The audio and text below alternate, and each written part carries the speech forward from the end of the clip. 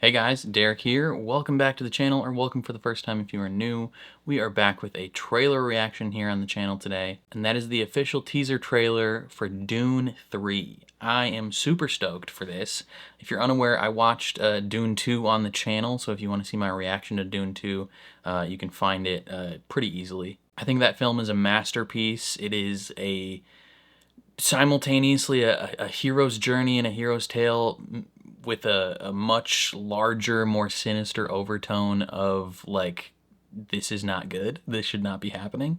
Especially the end of that film it's very worrying for where Paul Atreides is going to be going and the holy war that he is bringing to the universe. Like that's bad.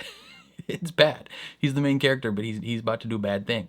So I'm very curious where Dune 3 is going to lead. I haven't read any of the Dune books, so I don't know anything going into this, and yeah, I know I'm pretty excited. The Oscars just happened, and Timothée Chalamet's been on a bit of a low in terms of his public perception. You know, he had that whole ballet thing where he said that ballet is an art form that, you know, the general public hasn't really cared about. And people got real mad at him for some reason because he spoke the truth. You know, ballet's just not as popular. People don't, it doesn't get butts in seats. And then he didn't win really any of the awards that a lot of people expected him to win for Marty Supreme. And so, yeah, his stock was at not an all-time low, but it was at a low. And so they're like, you know what, Dune 3. You know, they're like, I think you forgot who I am. Dune 3 trailer. And so, yeah, now we're back up. We're back up and we're ready to go. So, yeah, I'm going to jump right into the teaser. Before we do that, though, if you end up enjoying my reaction, please leave a like on the video. It means a lot to me. If you're new here, hit subscribe, ring the bell so you're notified when I upload. Then if you want to see full uncuts for anything I watch on the channel, consider supporting me on Patreon. That is linked in the description down below.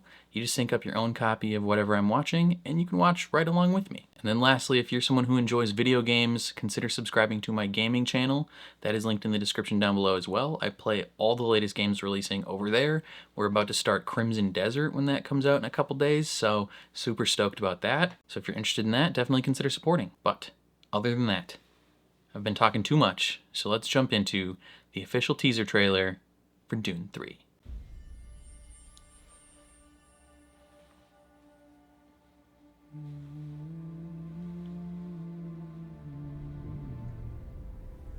If we have a girl, what will we name her? Ooh. Her name should be Ganima. Ganima? She'll need to be strong, like her mother.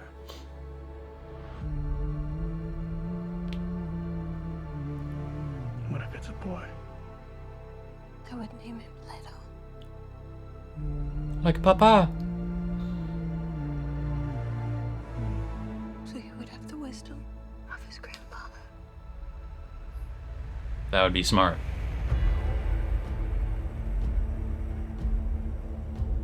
War feeds on itself. Damn.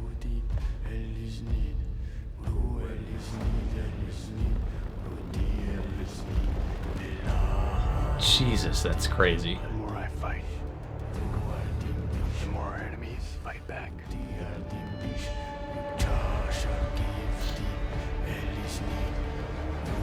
Robert Pattinson looks crazy. To protect my family.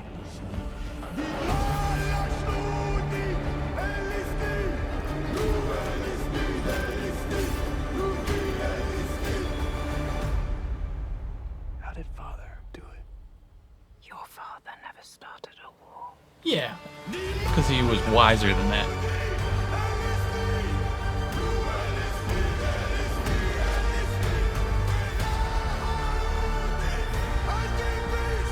This looks insane. How's he back?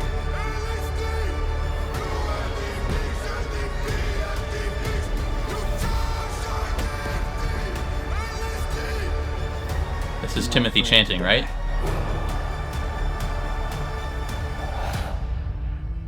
But I must not die. Yet. Oh my god. I'm already overwhelmed. 12:18. That's coming not too far from now.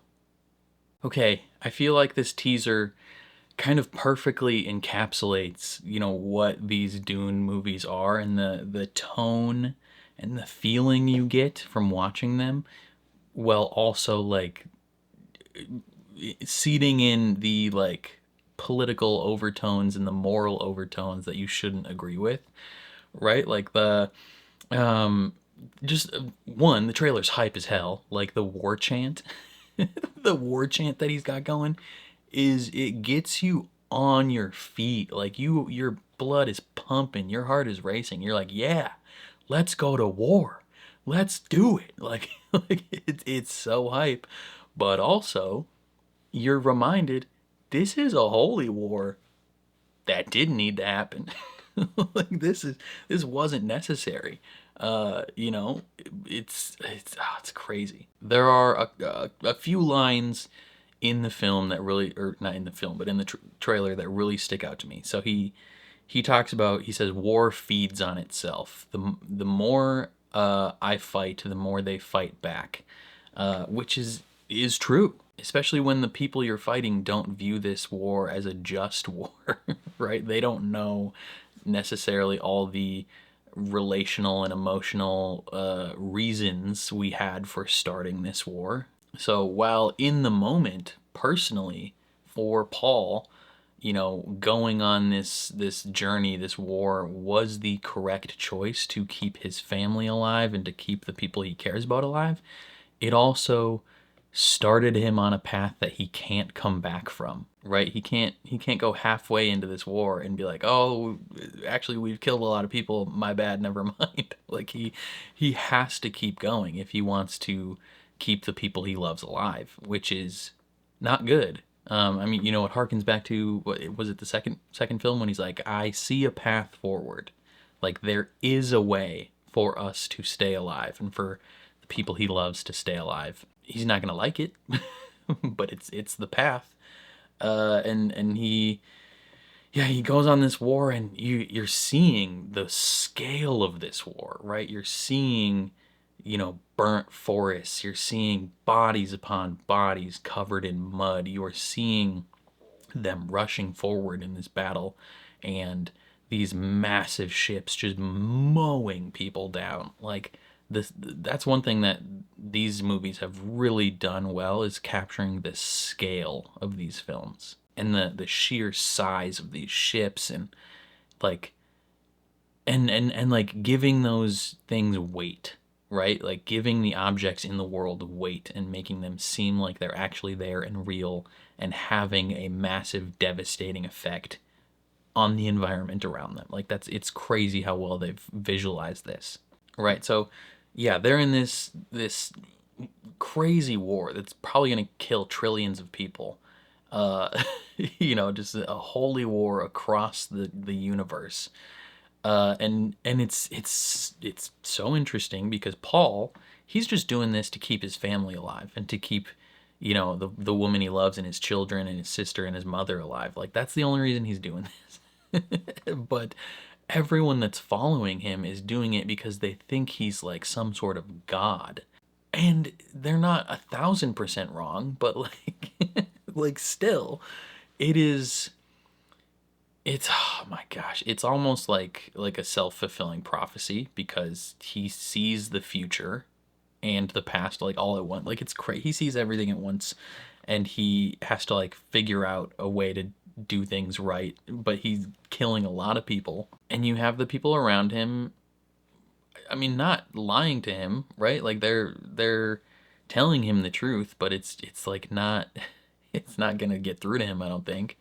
The couple scenes in the trailer, we have when he's talking to Shani, and she's like, "If we have a son, I'm gonna name him Leto, so he has the wisdom of your father." Right? Like, they set that up, and then a little bit later down the line in the trailer, he says, "How did father do it? Like, how did he keep all this in line and keep us safe?" And his mom says, "Your father never started a war." And in that moment, I don't know the context of the full scene. She might be saying it as like a way to like reassure him, or like be like, hey, your father never reached such heights, right? You are, you're better or farther or whatever more than your father ever was or ever could be. Maybe that's the context in which she's saying that to him. But I feel like the way that it should be viewed as is in connection with that earlier line of like, your father had the wisdom to never start this war, right? Like, he was smart enough to know that if he did, billions of people will die. And Paul was smart enough to know that billions of people will die because he could literally see it with his mind powers. But he did not have the wisdom to just let people, like, let himself and his family fall, right? He started this scorched earth war path just to keep people he enjoys alive. And it's no bueno. It's no bueno. People, mad people are gonna die. Some interesting things I saw though in the trailer. Robert Pattinson looks crazy. He's like an albino. Like, I don't know. His skin was completely pale. So I'm really interested to see like what kind of freak he plays in this film, because if he's not in like the Batman or Twilight, like he's playing a little freakazoid character. Whether it be voicing them or what have you, like he's always playing someone weird. And then the other question I had was, how is Jason Momoa's character back? Like, didn't he die? I guess maybe we didn't technically see him die. So maybe he escaped or something, but I could have sworn he died. So yeah, I'm gonna need an explanation on that one. But and then we saw a couple clips here and there of Anya Taylor-Joy's character, his the sister.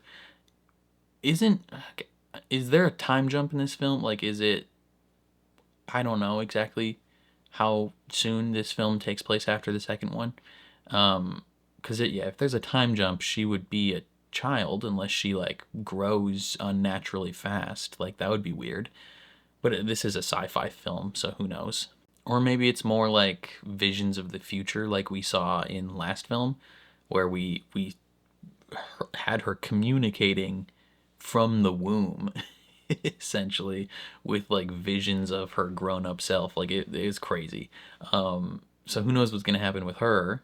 Yeah, I don't know how they're gonna like conclude this, because they're marketing this film as the conclusion to the story. But as far as I'm aware, in the books it continues beyond this point, and then we follow Paul's kids. So maybe Paul dies at the end of this film.